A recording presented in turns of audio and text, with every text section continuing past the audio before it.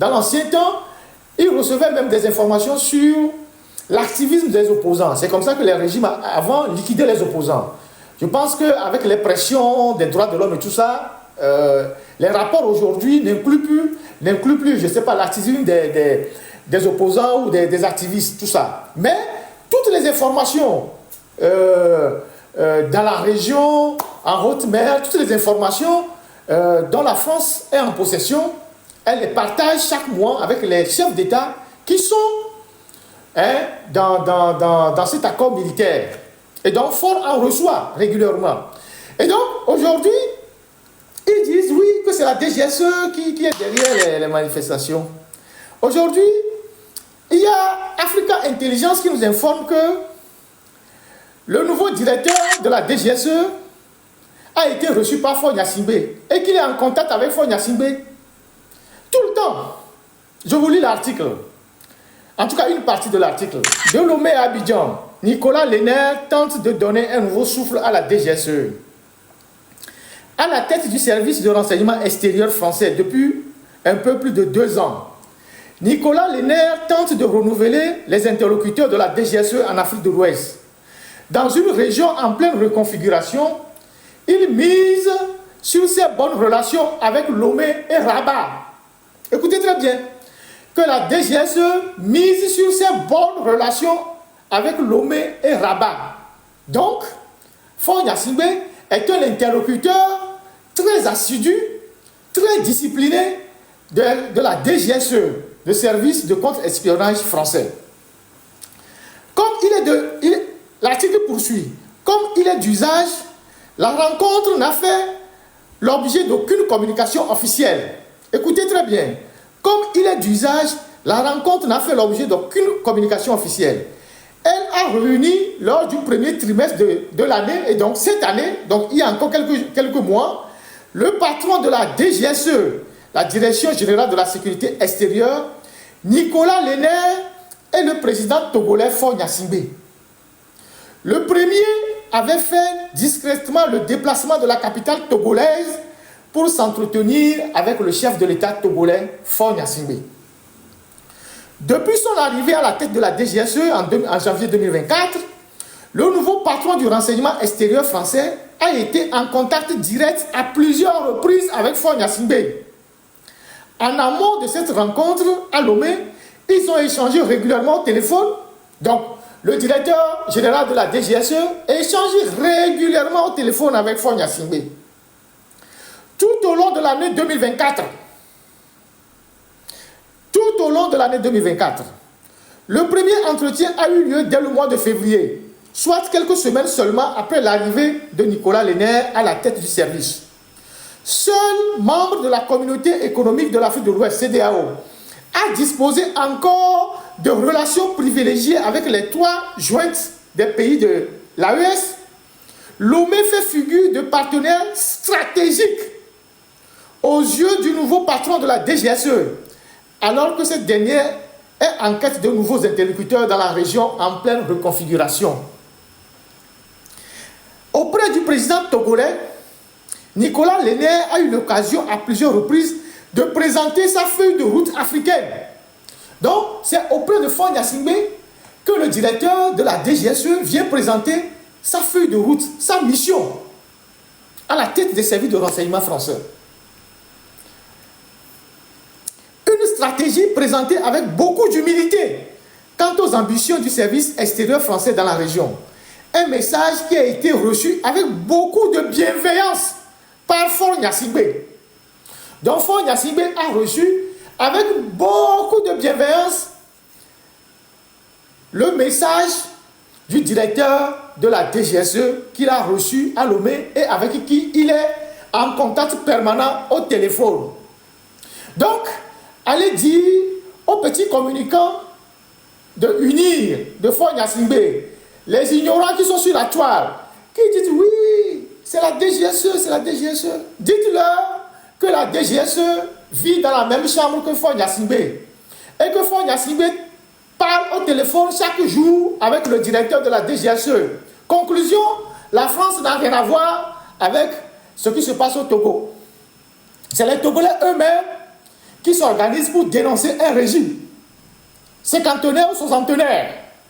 Allez leur dire, pour que la prochaine fois qu'ils prendront la parole en public, qu'ils n'exposent pas leur ignorance sur la place publique.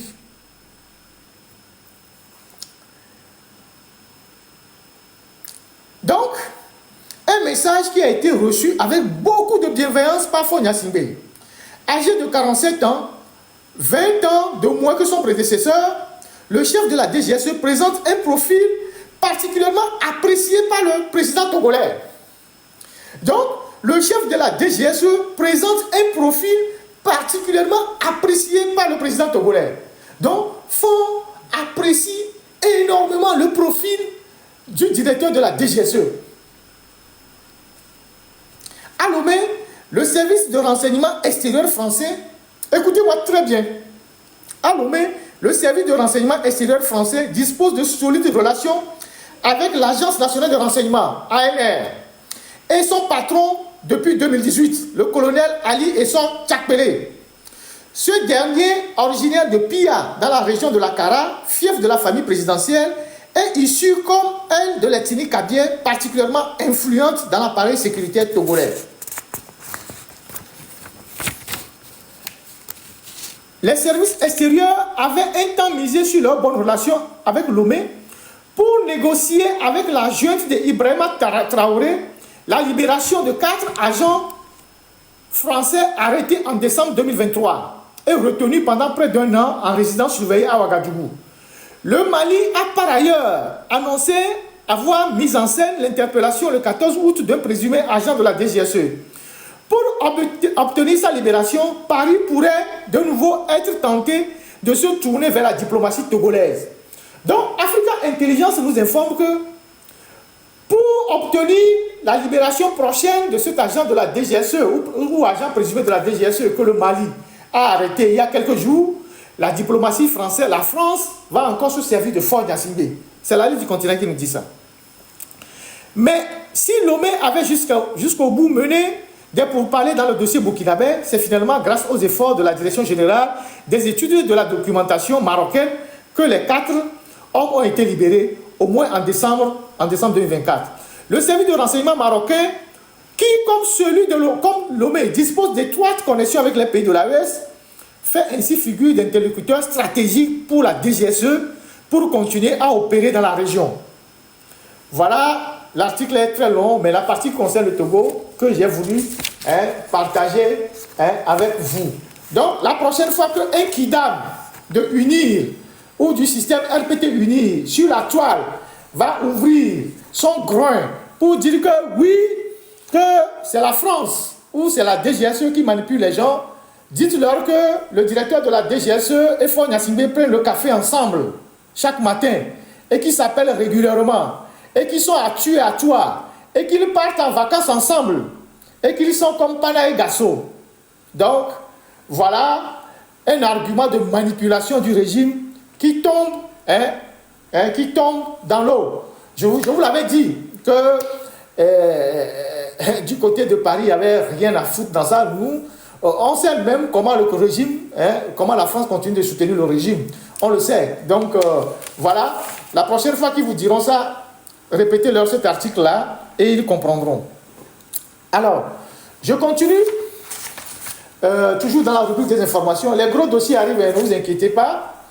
Dans la rubrique des informations, je vais retrouver un peu mes fiches. Je vais parler de cet officier gambien qui a été condamné à 67 ans de prison. 67 ans de prison aux États-Unis. Voilà le visage de cet officier. Il dirigeait le service de renseignement sous Yaya Jammeh, le service de renseignement qui était l'équivalent aujourd'hui de l'ANR au Togo. Il a passé toute sa vie à torturer les gens, à liquider les gens, à massacrer les gens. Et après, il est parti se cacher aux États-Unis. Il a trouvé refuge aux États-Unis, je pense que c'est le cas. Il est parti se mettre à l'abri aux États-Unis. Et donc, il y a des gens qui sont victimes, qui ont été pendant longtemps victimes des actes de ce monsieur-là. Je ne sais même pas comment, je vais me rappeler de son nom. Il s'appelle Correa, quelque chose comme ça. Voilà. Et donc, ce monsieur qui s'est retrouvé aux États-Unis a été arrêté, jugé et condamné à 67 ans de prison. Alors, quand nous parlons des questions de torture, pour ceux qui prennent plaisir à torturer leurs semblables, à Lomé là-bas, au SCRIC, à la gendarmerie, à la police, à la BRI, à la ANR, tous ceux qui se livrent à ces genres d'actes inhumains et dégradants contre leurs compatriotes, parce qu'ils font plaisir à Faure Gnassingbé, vous serez rattrapés d'une manière ou d'une autre. Là, actuellement, nous faisons un travail de documentation assez fouillé sur tous les cas de torture qui se passent au Togo, quel que soit l'endroit. Les prisonniers qui sont dans vos mains, ceux qui meurent dans vos mains pour des questions de torture, les gens que vous avez arrêtés, les Jean-Paul Omolou, les Afesio qui ont été déplacés, les Sativi, les gars de Tigre Révolution, tous les jeunes de Tournon La Page qui viennent d'être arrêtés, tous ceux qui sont derrière ces histoires-là, les donneurs d'ordre, comme les exécutants, vous n'avez, c'est-à-dire, vous posez les actes, le temps vous rattrapera. Aujourd'hui, vous avez un semblant de couverture, mais demain, Faure va partir. Il partira certainement, mais vous serez livré à vous-même. Et c'est en ce moment que vous serez seul devant les tribunaux et vous comprendrez que la torture est un acte imprescriptible. Nous continuons de faire la pédagogie, de vous rappeler que quand vous êtes un homme, un corps habillé, vous avez le devoir de respecter la vie humaine. Vous avez le devoir, même en interpellant les citoyens, vous n'avez pas le droit de les torturer, de les soumettre à des traitements inhumains et dégradants. Tous vos actes que vous êtes en train de poser seront documentés. Et ils sont même en train d'être documentés. Vos noms, vos numéros matricules, vos parcours, vos profils, tout est en train d'être documenté.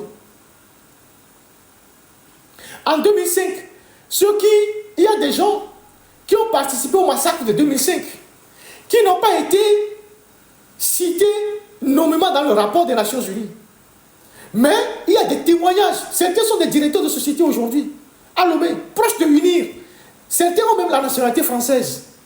Ces gens ont abrité chez eux des miliciens avec des gourdins et des machettes. À Kégué là-bas. Ils sont allés violenter les gens, tuer les gens.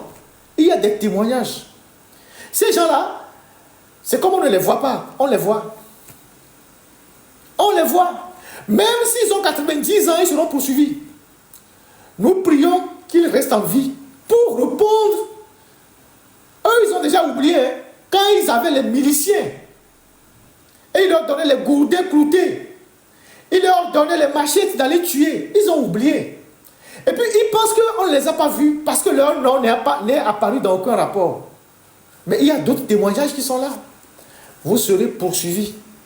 Et donc, je voudrais encore interpeller les militaires togolais, les corps habillés, en partant de l'exemple de ce soldat, cet officier supérieur de l'armée gambienne au temps de Yaya Jammeh, qui avait autorité de vie et de mort sur les gens, comme les Massina au Togo, comme les Tchakpélé au Togo, comme les Farfelus du SCRIC là, au Togo, sont en train de torturer les gens. Vous allez répondre un à un. Vos supérieurs, comme les exécutants. Parce qu'un soldat n'obéit qu'à l'ordre de son supérieur. Donc, on sait aujourd'hui qui sont les patrons de l'ANR, qui sont les patrons de la BRI, qui sont les patrons du SCRIC, qui sont les patrons de la gendarmerie. Tout ça est archivé. Et c'est sous votre responsabilité que des citoyens perdent la vie sous la torture. Vous serez poursuivis. Que l'exemple de cet officier aux États-Unis, ne pensez pas que vous allez finir vos carrières et puis vous allez vous cacher quelque part. Vous ne vous cacherez nulle part. Le monde aujourd'hui est devenu un village. Même si vous êtes en Azerbaïdjan, on viendra vous chercher. Les donneurs d'ordre, les miliciens, je ne parle pas seulement des corps habillés, les miliciens, tout est en train d'être documenté. Donc, Faure, lui, il va fuir. S'il a l'occasion de fuir, il prendra son hélicoptère, il partira seul, ou son avion. Mais vous là, vous allez voir ce qui va vous arriver. Continuez pas à dire que nous sommes là, qu'il ne se passera rien. Vous n'êtes pas Dieu. Le jour où ça va s'effondrer, vous comprendrez que le Togolais, le peuple togolais est un peuple qui a la rancune tenace. C'est ce que vous ne savez pas. Le peuple togolais est un peuple qui observe, qui emmagasine, mais il a la rancune tenace. Les Togolais sont les rares. Ils vont vivre dans le même quartier avec toi. Ils savent ce que tu fais. Mais aujourd'hui, parce que tu as la force, ils ne te diront rien. Mais demain là, ils seront les premiers à te livrer. Donc ne pensez pas que les gens ne vous voient pas. Les gens vous voient. Le peuple togolais, de par son histoire, est un peuple très rancunier. Les gens observent. Les gens vous regardent. Les gens emmagasinent. Et vous allez voir ce qu'ils vont vous faire. Donc, monsieur les tortionnaires, beaucoup de courage à vous. Bon boulot. Continuez pas à faire vos conneries. On verra bien jusqu'à où vous allez arriver. On continue. On va parler maintenant.